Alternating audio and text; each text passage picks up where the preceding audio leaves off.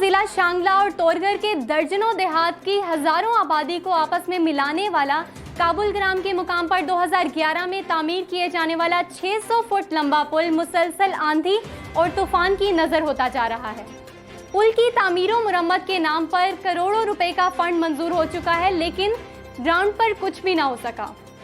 Grand جرگہ کے شرکاء نے ذمہ دار حکام سے نوٹس لینے کا مطالبہ کیا ہے۔ اسی پر دیکھتے ہیں غازی احمد کی یہ رپورٹ۔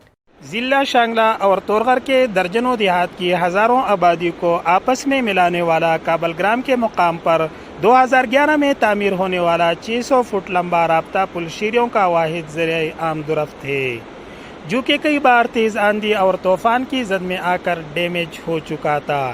رابطہ پل ڈیمیج ہونے کے باعث ضلع شانگلہ اور تورغر کا زمینی رابطہ منقطع ہو جاتا ہے۔ پل کے تعمیر و مرمت کے نام پر 4 دفعہ کروڑوں روپے کا ٹینڈر بھی ہو چکا ہے، لیکن عملی کام ابھی تک شروع نہ ہو سکا۔ کابل گرام گرینڈ جرگہ کے شرکاء کا کہنا ہے کہ اس بار بھی پل پر مرمت کے نام پر 65 لاکھ روپے کا ٹینڈر ہو چکا ہے، لیکن غیر معیاری میٹیریل کا استعمال ہو رہا ہے۔ ابھی ہمارا جو گرینڈ جرگہ ہوا کابل گرام کا، اس میں یہ ہم واضح کرتے ہیں حکومت وقت اس کا انکوائری نہیں کرتے، انجینئر نہیں آتے، تو یہ قوم بطور احتجاج پرامن احتجاج ہوگا، لیکن ہو سکتے کہ یہ پل ہم لوگ کچھ دیر کے لیے اس کو بند کر دے۔ یہ اگر گر جائے تو ہزاروں لوگ جو ہے سیندھ میں ڈوب جائے گا۔ تو اس پر ہم سب گرینڈ جرگہ متفقہ طور پر ہم یہ واضح کرتے ہیں کہ اس پل کی انکوائری کے لیے فوری طور جو ہے ٹیم آ جائے۔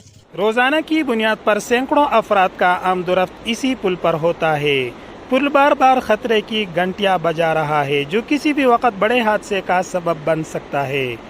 گرینڈ جرگہ کے شرکاء نے ذمہ دار حکام سے پل پر تعمیراتی کام میں غیر معیاری میٹیریل کے استعمال پر فوری نوٹس لینے کا مطالبہ کیا ہے، ورنہ احتجاجی تحریک شروع کریں گے۔ کیمرہ ٹیم کے ساتھ غازی احمد، DNN کابل گرام، ضلع شانگلہ۔ جی بہت شکریہ تفصیلات سے آگاہ کرنے کے لیے۔ اپڈیٹس کر رہے تھے آپ کو ضلع شانگلہ اور تورگھر کے درجنوں دیہات کی آبادی کو آپس میں ملانے والا 600 فٹ لمبا پل مسلسل آندھی اور طوفان کی نظر ہوتا جا رہا ہے۔